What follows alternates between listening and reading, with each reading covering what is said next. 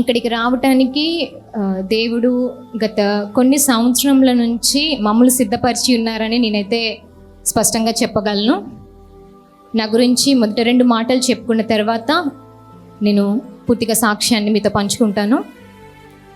2015లో దేవుడు నన్ను దర్శించి నరకపు దర్శనం చూపించి, యవనస్తుల నిమిత్తము నేను నిన్ను ఏర్పరచుకొని ఉన్నాను, నీవు సేవకి రావాల్సినదిగా దేవుడు నాతో చెప్పి ఉన్నారు. అప్పుడు నేను బీటెక్ చదువుతున్నాను. అయితే అప్పటికే ముందు సంవత్సరంలో పరలోక దర్శనం ఒకటి చూపించి సేవకు పిలిచి ఉన్నారు, కానీ నేను గ్రహించలేదు, అంతగా పట్టించుకోలేదు కూడా చదువుతున్నప్పుడు. అయితే దేవుడు మరలా నన్ను విడిచిపెట్టకుండా నరకపు దర్శనం చూపించి నన్ను సేవకు పిలుచుకొని ఉన్నారు. అది నాకు క్లిష్ట సమయం అయి ఉంటున్నది. నేను దేవునికి అవును అని చెప్పలేక, ఇటు చదువు మానలేక చాలా ఇబ్బంది పడి ఉన్నాను. ఎట్టకెళ్ళకు నేను ఇక కాలేజ్ మానేశాను. 3 months తర్వాత నా కుటుంబము, నా తల్లి తండ్రి కూడా దేవుని సేవ చేస్తున్నారు. 3 నెలలు నేను చాలా క్లిష్టమైన పరిస్థితుల్లో, బాధలో, దుఃఖంలో ఉండిపోయాను. దేవా, నిజంగా నరకం ఉందా? నువ్వు నాకు చూపించింది నిజమేనా?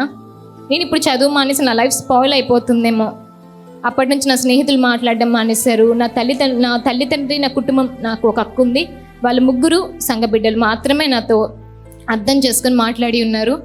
మిగతా అందరు నాతో మాట్లాడడం మానేశారు. తన జీవితం తనే స్పాయిల్ చేసుకుంది అని చెప్పేసి క్రిస్టియన్స్ కూడా నాతో ఒకటే అన్నారు, నువ్వు ఒక అబద్ధం చెప్తున్నావు, నరకం లేదు, పరలోకం లేదు అని వాళ్ళు అన్నప్పుడు, సరే పిలిచిన దేవుడు నమ్మకమైన వాడు, నేను వేచి ఉంటాను అని అప్పటి నుంచి నేను ప్రార్థన చేస్తున్నప్పుడు కొన్ని దినముల్లోనే ఫేస్బుక్లోనే ఒక సహోదరు నాకు పరిచయం అయింది. ఆమెకు కూడా దేవుడు దర్శనములు చూపించి ఉన్నారు. సర్లే, పరిచయం అయింది కదా, దేవునిలోనే కొనసాగుతున్నాము అని అనుకున్నాను. కొన్ని దినముల్లోనే 1 సంవత్సరము అంతే, తను నిలబెట్టుకోలేకపోయింది తన స్థితిని. తర్వాత నుంచి దేవుడు చూపించిన ప్రతి దర్శనంకి వ్యతిరేకంగా మాట్లాడడం మొదలుపెట్టింది. అప్పుడు ఇంకా నేను, నా కుటుంబం చాలా బాధపడి ఉన్నాము. అయ్యో ఏంటి ఈ దినాల్లో మనకి ఇటువంటి వాళ్ళు దొరకటమే అరుదు కదా, ఏంటి మనకి ఇలా జరిగింది అని మేము బాధపడి ఉన్నాము. ఇంతలో మేము ప్రార్థన చేయటం, నా పర్సనల్గా నేను ప్రార్థన చేయటం మొదలుపెట్టాను. అప్పటికి పరలోకం ఎంతో నిజమని పుస్తకం నుంచి చదివి ఉన్నాను. చునామ్ థామస్ గారి సౌత్ కొరియా నుంచి ఆవిడ వ్రాసి ఉన్నారు, దేవుడు చూపించే ప్రతి దర్శనము నరకానికి పిక్నిక్ అని మీరు చదివే ఉంటారు. 7 కొలంబియా నుంచి వచ్చిన వాళ్ళు. ఇక వాళ్ళు ఏమన్నారంటే, నా స్నేహితులు, అవన్నీ చదివి ఉన్నావు కదా, అదొక పీడకలలాగా నీకు వచ్చిందని చెప్పి ఉన్నారు. అప్పటి నుంచి ప్రార్థించడం మొదలుపెట్టినాను. దేవా, వేరే ఫారెన్ కంట్రీస్ నుంచి ఎక్కడెక్కడో వాళ్ళ నుంచి నేను వినటము చూడటం కాదు, నా తెలుగు రాష్ట్రాల్లోనే ఎవరైనా సరే, నా వయసు గాల వాళ్ళైనా పెద్దవారినైనా సరే, మీరు ఒక్కసారి లేవనెత్తండి దేవా. లేవనెత్తి నాకు ఒక ప్రత్యేక సాక్షిగా మాత్రమే కాదు, అనేకులను మీ వైపు తిప్పులాగన, ఒక కుటుంబంను కానీ, ఒక వ్యక్తిని కానీ మీరు లేవనెత్తండి దేవని అప్పటి నుంచి మేము ప్రార్థించడం మొదలుపెట్టి ఉన్నాము. ఎంత క్లిష్ట పరిస్థితులు అంటే, సేవ చేస్తున్నాము కానీ అందరూ ఆశీర్వాదాల దీవెనల కోసం అయితే ప్రయత్నం చేస్తుంటారు. నేను ఇలా మాట్లాడుతున్నానని చెప్పేసి మీరు తప్పుగా అనుకోవద్దు. తల్లిగారి నుంచైనా ఎవరి నుంచైనా ఆశీర్వాచనపు మాట ఒకటి వస్తే చాలా సంతోషిస్తాం. కానీ అమ్మ నీ స్థితి ఇలా ఉంది, సరి చేసుకో, నరకం గురించి ఇలా కనిపించిందని చెప్తే మాత్రము వినటానికి ఇష్టం చూపించరు, నమ్మటానికి కూడా ఎవరు ఇష్టం చూపించరు. ఎందుకంటే ఎక్కువగా పాజిటివ్ సైడే మనం చూస్తాం, ఎక్కువ పాజిటివ్ వైపే మనం చూస్తాం. అప్పుడు 2019లో దేవుడు చెప్పి ఉన్నారు, యూట్యూబ్ నువ్వు ఆన్ చేయి ఒకసారి చూడండి. మేము ఎక్కువ చూడము యూట్యూబ్, కానీ ఏవైనా దేవునితో ఎక్కువ సమయం గడుపుతుంటాము.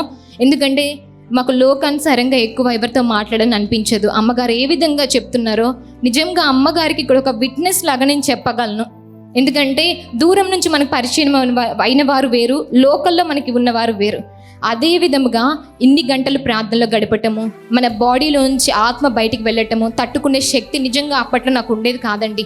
అనేక పరలోక దర్శనములు, నరకం గురించి, అనేక చివరి దినాల్లో జరుగుతున్న ప్రకటన గ్రంథం గురించి దేవుడు చూపిస్తున్నప్పుడు నేను బ్రతికున్నానా లేదా అని నాకు అనిపించేది. ఆ దర్శనం నుంచి బయటకు వచ్చేవారు. రోజుకు 10 గంటల సేపు పడుకునేదాన్ని, ఒక కాసేపు మాత్రమే దర్శనం కలిగి నాకు చూపించేవారు దేవుడు. అప్పుడు నేను అనుకున్నాను, దేవా నాకు తట్టుకునే శక్తి లేదయ్యా, కొంతకాలం నాకు రెస్ట్ ఇవ్వండి దేవా అని. ఎందుకంటే నాకు నిద్ర ఉండేది కాదండి. నిజం చెప్తున్నాను, చాలామందికి పరలోకం నరకం గురించి అమ్మగారు చెప్తున్నప్పుడు బుక్స్లో చదివినా, వీడియోస్లో మీరు చూసినా ఏదో చెప్తుంటారులే అని మాత్రం అనుకోకండి. ఆ విషయం గురించి దేవుడు నన్ను ఇక్కడికి నడిపించినారని నమ్ముచున్నాను. అయితే ఉదయం నేను సాక్ష్యం చెప్పాలని అనుకున్నాను, పిలుస్తున్నారు, కానీ ఒకటే అనుకున్నాను, దేవా మరొకసారి నుంచి మీ సేవకురాలు దైవజనురాలు నోటి నుంచి ఒక్క మాట పలికించండి దేవా అని నేను అనుకున్నప్పుడు, చివరిగా వాక్యం ముగిస్తున్నప్పుడు 2 వ్యక్తుల గురించి నరకము లో ఉన్న ఇద్దరు వ్యక్తుల గురించి నేను మీతో పంచుకుంటానమ్మా మధ్యాహ్నం సెక్షన్లో అని మాట్లాడి ఉన్నప్పుడు నా హృదయం చాలా సంతోషించింది. ఎందుకంటే నరకంలో పడే బాధ అంత ఇంత కాదు, ఇది మాత్రం నిజమండి. ఏదో దర్శనంలో చూసి వస్తున్నారు, వీళ్ళకి ఏదో కళ వచ్చిందని మాత్రం మీరు అనుకోవద్దు. అమ్మగారు ఎంతగా తగ్గించుకొని ఒక త్యాగపూరితమైన జీవితం జీవిస్తూనే అవన్నీ మనకి ఇస్తున్నారు.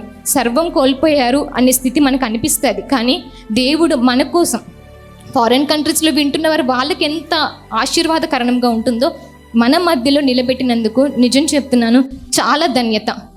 ఇప్పటి వరకు మనం కరోనా టైంలో చనిపోవాల్సిన వారమే, ఎఫెక్ట్ అయినా కాకున్నా అటువంటి భయంతోనే చనిపోయిన వాళ్ళు ఉన్నారు. కానీ ఇప్పటి వరకు మన సజీవుల లెక్కలో నిలబెట్టి కేవలము అమ్మగారి ద్వారా ఆ దర్శనములైనా మాటలైనా ఒక్కసారి నవ్వినా సరే ఏమనిపిస్తుంది అంటే, నాకు ఒక వ్యక్తిని చూసినట్టు అనిపించదు. పరలోకంలో దూతలను చూసినప్పుడు నాకు ఎట్లా ఫీలింగ్ వచ్చిందో అమ్మగారిని చూస్తే కూడా నాకు అదే ఫీలింగ్ వస్తుంది.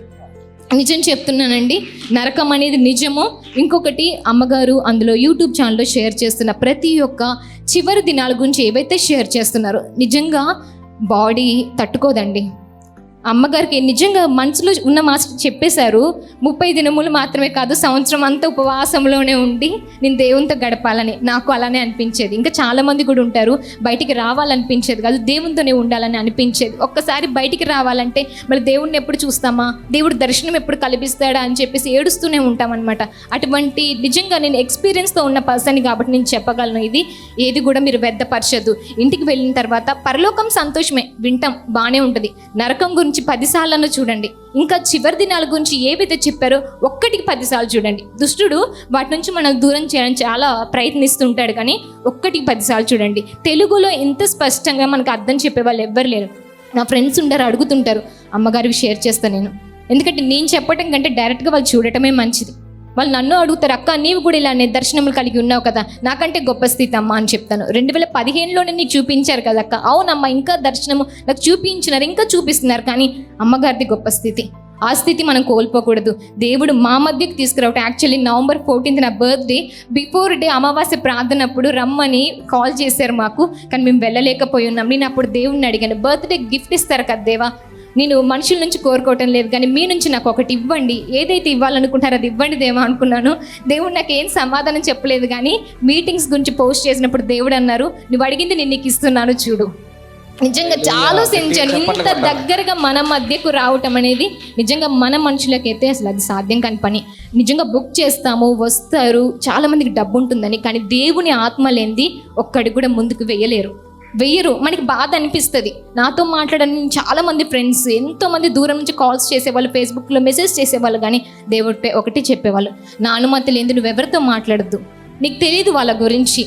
నిజమే అని అప్పుడు తెలిసింది, దేవా ఆ బిడ్డల కోసం కదా నేను ప్రయాస పడుతున్నాను అని. కాదమ్మా, నీకు తెలీదు, నేను నీకు ఇచ్చే స్థితి గొప్ప స్థితి, వాళ్ళకి ఆ విషయం తెలీదు, నువ్వు నాలోనే నిలిచి ఉండిపో అని చెప్పేసి మమ్మీ వాళ్ళు ఎప్పుడు అంటూ ఉంటారు, నువ్వు నిద్రపోవా, ఎప్పుడు ప్రేయర్లోనే ఉంటావు, అలానే ఉంటావు ఎందుకు అని చెప్పేసి. నేను చెప్తున్నాను, అమ్మగారు చెప్తున్న ప్రతి దర్శనము, ప్రతి ఒక్క యూట్యూబ్లో వీడియో అప్లోడ్ చేసిన ప్రతిది మీరు ఒక్కటికి 10 సార్లు చూడండి, మీరు షేర్ చేయండి. ఇంత క్లియర్గా ఎవరు చెప్పరు.